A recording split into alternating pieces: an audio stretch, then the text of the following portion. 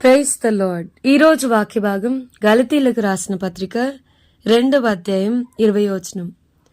నేను క్రీస్తుతో కూడా సిలువ వేయబడి ఉన్నాను, ఇకను జీవించువాడను నేను కాను, క్రీస్తే నా యందు జీవించుచున్నాడు.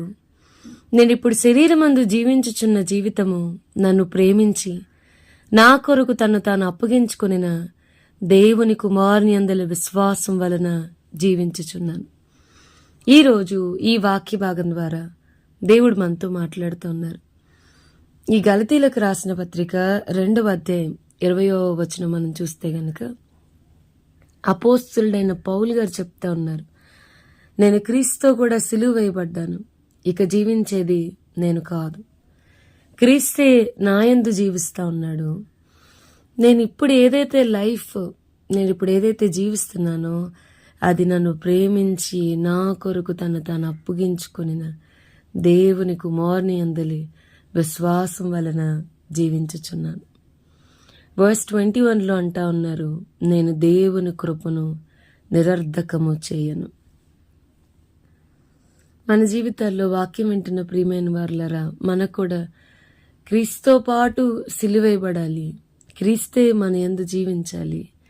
ఇప్పుడు మనం ఏదైతే జీవితం జీవిస్తున్నామో అది మనల్ని ప్రేమించి మన కొరకు తను అప్పగించుకున్న ప్రభు కొరకు మాత్రమే మనం బ్రతకడానికి ఇష్టపడాలి. ఆయన కృపను మనం నిరర్థకం చేసుకునే వారంగా ఉండకూడదు. చాలా సందర్భాల్లో ఆయన కృపని నిరర్థకం చేస్తాం. ప్రభు కొరకు బ్రతకం, మన కొరకే మనం బ్రతుకుతాం. చేసిన తప్పే చేసి మళ్ళా ప్రభు దగ్గరికి వచ్చి ప్రభా నన్ను క్షమించని అడుగుతాం. బైబిల్లో దేవుడు 2 జంతువులతో పోల్చాడు.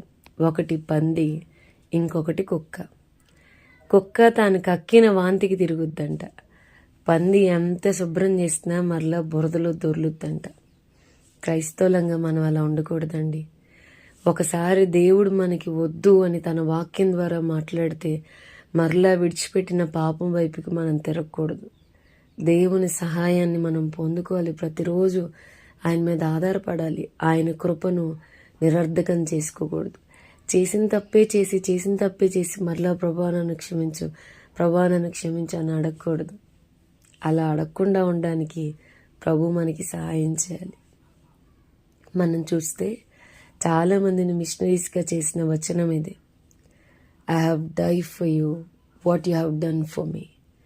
నీ కొరకు నేను చనిపోయాను, నా కొరకు నువ్వేం చేసావు, నా కొరకు నువ్వు ఎలా బ్రతుకుతున్నావన్నా కొన్ని లైన్లు చదివి చాలామంది మిషనరీస్గా ఈరోజు నార్త్ ఇండియాలో ఉరుకులు పరుగుల మీద పానార్పణంగా ప్రభు సన్నిధిలో ఉపయోగపడుతున్నారు. కొట్టబడినా, జైల్లో పెట్టబడినా, నెట్టబడిన పరిస్థితులు ఎలా ఉన్నా కూడా ప్రభా నా కొరకు నువ్వు నన్ను ప్రేమించి నా కొరకు నువ్వు అప్పగించుకున్నావు, నీ కొరకు నేను బ్రతుకుతానయ్యా అని నేను అంటా ఉన్నాను.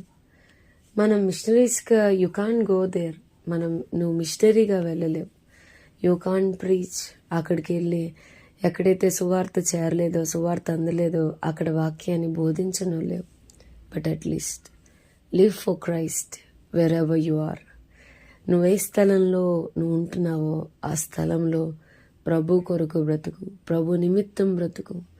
మనం కాదు, క్రీస్తే మన యందు జీవించినట్లుగా బ్రతకాలి. దానియేలు గారు ప్రార్థన చేశారంట, ప్రభా అసలు 12 మంది అపోస్తులు వంటి శిష్యుల్ని ఈ దినాల్లో నేను కనుగొనగలను. అలాంటి ఒక శిష్యుని చూడాలని ఆశపడతానంటే దేవుడు అప్పుడు మరి కాకినాడ చుట్టుపక్కల ప్రాంతాల్లోనికి సాధు సుందర్ సింగ్ గారు వచ్చేలాగా దేవుడు చేశాడు. దేవుడు చెప్పాడంట, శిష్యుని చూడాలనుకున్నావుగా, శిష్యునిలాగా బ్రతికే వ్యక్తిని చూడాలనుకున్నావుగా, హియర్ హీస్. దేవుడు దానియేలు గారికి సాధు సుందర్ సింగ్ గారు మరి మాట్లాడుతూ ఉన్నప్పుడు సాధు సుందర్ సింగ్ గారికి అర్థమైంది, ఇతను ఒక ఆర్డినరీ, ఒక మామూలు యవనస్తు అయితే కాదు, ఇతని హృదయంలో చాలా భారం ఉందని. ఆయన ఎక్కడికి వెళ్తే అక్కడికి మీటింగ్స్కి తనతో పాటు సాధు సుందర్ సింగ్ గారు దానియేలు గారిని తీసుకెళ్లారంట. తనతో పాటు బస చేయడానికి, తనతో పాటు భోజనం చేయడానికి ఏర్పాట్లు చేసినప్పుడు దానియేలు గారు, అమ్మో ఇలాంటి దైవజనుడితో తినడానికి నేను అసలు యోగ్యుణ్ణి కాదు, వద్దని విడిగా వేరే రూమ్స్ తీసుకున్నారంట. మరి ఆ సాధు సుందర్ సింగ్ గారు తిరిగి మళ్ళీ వెళ్ళిపోతున్నప్పుడు, ఆయన హిమాచల్ ప్రదేశ్ అటు టిబెట్ అటు ఏరియా వైపుకి వెళ్ళిపోతున్నప్పుడు ఎందా అనిల్ గారు అన్నారంటే, అయ్యా నేను కూడా మీతో పాటు వచ్చేస్తా, నేను కూడా మీకులాగా ప్రభు కొరకు హతసాక్షి అవ్వడానికి ఇష్టపడుతున్నా, I want to die for him అన్నప్పుడు ఎందా అనిల్ గారు అన్నారంట, ప్రభు కొరకు చనిపోవడం కంటే ప్రభు కొరకు బ్రతకడమే చాలా కష్టం. It is hard to live for Christ. So ప్రభు కొరకు బ్రతుకు అని చెప్పాడంట.